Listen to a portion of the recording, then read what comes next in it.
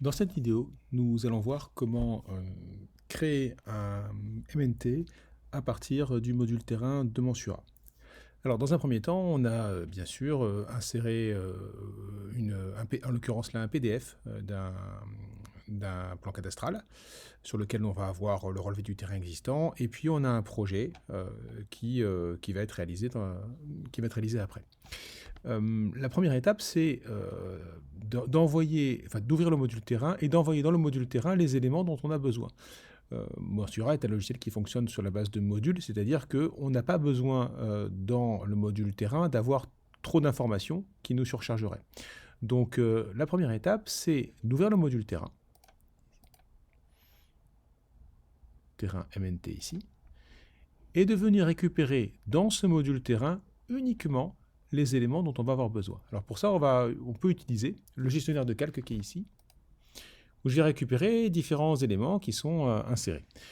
J'ai notamment ici la partie DAO, ce qui a été dessiné dans la partie DAO, le DWG du projet qui est là, des XREF qui sont liés à tout ça, le plan PC du cadastre, c'est mon terrain, et puis ce que je vais rajouter ensuite dans le terrain qui va être rangé ici.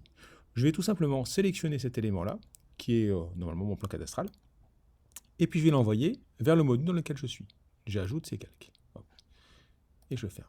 J'ai récupéré mon élément.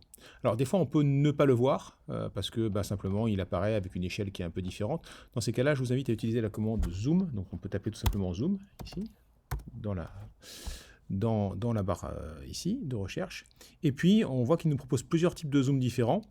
Le premier, c'est un zoom élargi, un zoom arrière, voilà, d'autres types de zoom. Celui qui nous intéressait, c'est le zoom global ici, ZG. Je sélectionne ici. Là, il n'a pas encore sélectionné, il faut appuyer sur Enter ici, et il va nous faire un zoom, on va voir uniquement notre projet. Voilà.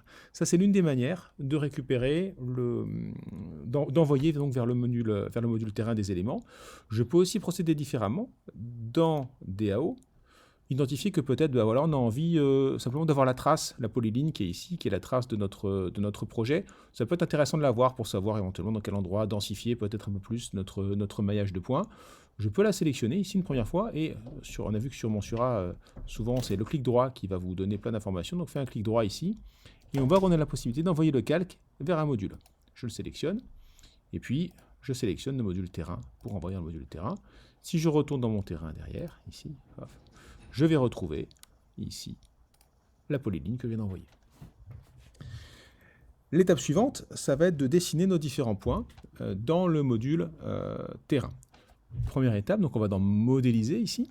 Voilà, je vois ici que je vais avoir donc, toujours mes calques, les propriétés, le terrain lui-même, et puis d'autres types d'éléments. La partie de gestion des points, c'est ici, on peut ajouter des points, ici, et on peut éventuellement interpoler des points entre plusieurs points.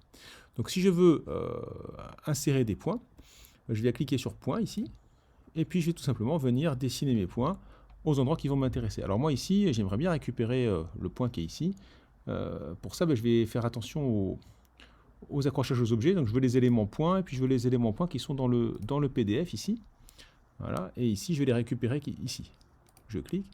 Et là, il me donne une information. Alors, c'est intéressant qu'on ait cette erreur-là là, tout de suite. Il nous dit qu'on n'est pas dans la zone, dans les limites du terrain. Ça, c'est une erreur qui peut arriver des fois sur Mensura, qui est due au fait que, au départ, on a inséré un DWG qui était géoréférencé, et donc, il nous l'a positionné pas forcément, enfin, à une grande distance du centre du repère de Mensura et de la zone de travail de Mensura. Il faut donc et Mensura, il n'a pas un espace de travail infini. Donc il va falloir lui expliquer qu'on veut travailler maintenant à cet endroit-là. Donc là, on fait OK. Et on va aller alors dans Gérer ici, retrouver Définir espace de travail ici, qui va nous permettre de récupérer la zone qui nous intéresse. Donc je vais juste cliquer sur Définir espace de travail, et puis il me demande de saisir une coordonnée. Je vais juste cliquer au milieu de mon projet pour dire voilà, maintenant c'est là que je travaille. Voilà. Je vais revenir sur modéliser ici.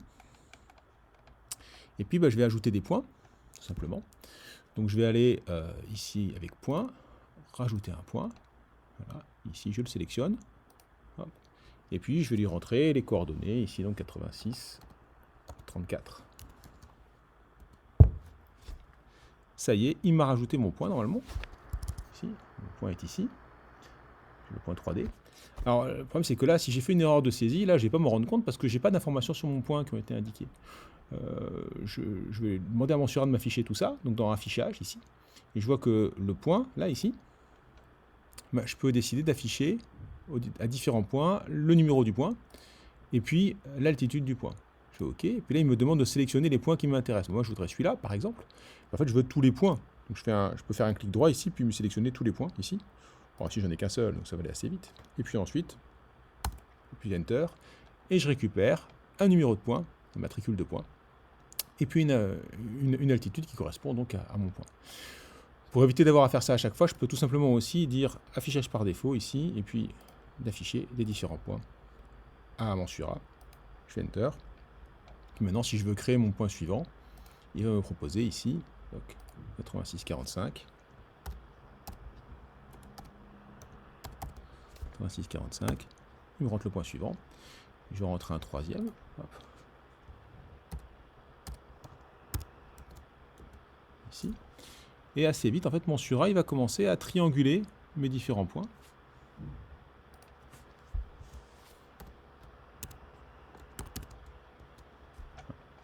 Il va me proposer un MMT. Alors, mes points, je peux les visualiser tout simplement en créant une vue 3D que je vais faire avec le module hop, rendu 3D que je vais voir ici. Voilà, qui va me permettre de visualiser le terrain que j'ai modélisé. Alors là, il est relativement plat, il n'y a pas beaucoup de points, hein. Mais on a vu qu'en parallèle, automatiquement, là, il y a une triangulation qui avait commencé à être faite. Alors, elle est aléatoire, cette triangulation, hein. Mon Sura a décidé de faire ces triangles-là. Il aurait pu faire un triangle qui part de 2 pour aller vers 5, par exemple. Ça marche aussi. Mais évidemment, ça ne donne pas tout à fait le même MNT parce qu'il va interpoler différemment suivant la droite qui est ici que suivant la droite qui est là. Donc, on ne va pas retrouver tout à fait le même terrain suivant la manière dont il a interpolé. Et ensuite, on n'a plus qu'à saisir l'ensemble des points pour le terrain. Évidemment, si on avait eu la chance d'avoir pour le terrain un DWG avec des blocs, avec les points, on aurait pu procéder de manière totalement différente et potentiellement gagner pas mal de temps, parce qu'il aurait pu, comme ça, on peut directement, dans ces cas-là, paramétrer la saisie des points, et elle se fait en quelques clics, et on a tout notre terrain qui apparaît.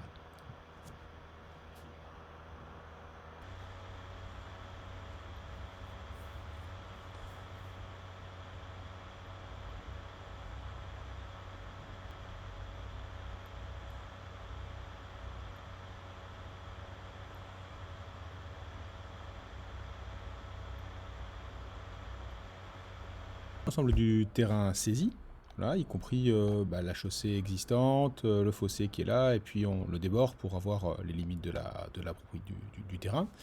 On peut démarrer. Alors, il faut encore rectifier quelques points. Alors, si je retourne sur le visuel 3D de mon terrain, je me rends compte qu'il ne s'est pas beaucoup amélioré, mais parce qu'en fait, il est toujours sur les points précédents.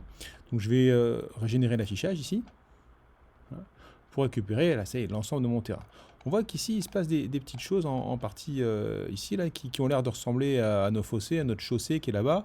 Mais on se rend compte que c'est pas très propre cette histoire-là. C'est pas très propre parce que en fait, mon Sura ici sur le module terrain, quand il propose la réalisation de cette zone-là, lui, il n'a pas compris qu'il y avait une chaussée ici existante et qu'il y avait un fossé ici. Lui, il dessine des triangles aléatoires, donc il interpole entre ici et puis le point qui est là-bas. Finalement, ça ne ressemble pas du tout à comment est organisé le terrain en vrai. Pour remédier à ça, on va pouvoir créer ce qu'on appelle des lignes d'arête, c'est-à-dire des lignes sur lesquelles imposer en fait des lignes de crête aux endroits, par exemple des limites de fossé ou des limites de chaussée. Ces lignes d'arête-là, on va les saisir ici. Ou par sélection, si on a déjà des lignes qui sont déjà dessinées sur donc par exemple des polylignes, si on est sur un DWG, ou nous, simplement la sélection de la ligne d'arête à partir de points du projet. Donc ici, je vais faire ça. Donc je vais indiquer les éléments qui sont sur une ligne d'arête continue. Par exemple, ce point-là, qui est la limite de ici. Je suis en train, là, je vois ma ligne d'arête qui est en train d'apparaître.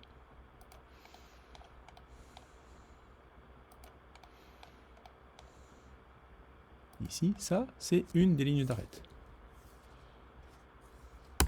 Et je valide ma ligne d'arête. Ça y est, il m'a créé ma ligne d'arête. Je vais faire pareil avec, par exemple, la zone de fossé ici. Donc je vais avoir une ligne d'arête qui démarre ici, en haut de fossé, là, mon point. Faut que je le retrouve ici. Il va être par là, ligne d'arête. Je sélectionne ligne d'arête d'abord. Ici. J'ai récupéré le point qui est juste ici. Toc. La ligne d'arête, elle va aller jusque là. Je n'ai pas réussi à lire tous les éléments sur mon plan, mais c'est pas très grave parce qu'en fait, il suffit que j'ai les extrémités et puis finalement, Ventura va se débrouiller pour la suite. Hein. Je ne sais pas si j'en ai d'autres en bas. Non, j'en ai plus d'autres. Et donc, je vais pouvoir valider ma ligne d'arête comme ça. On valide. Ma ligne d'arête est faite. Et ainsi de suite pour les autres lignes d'arête.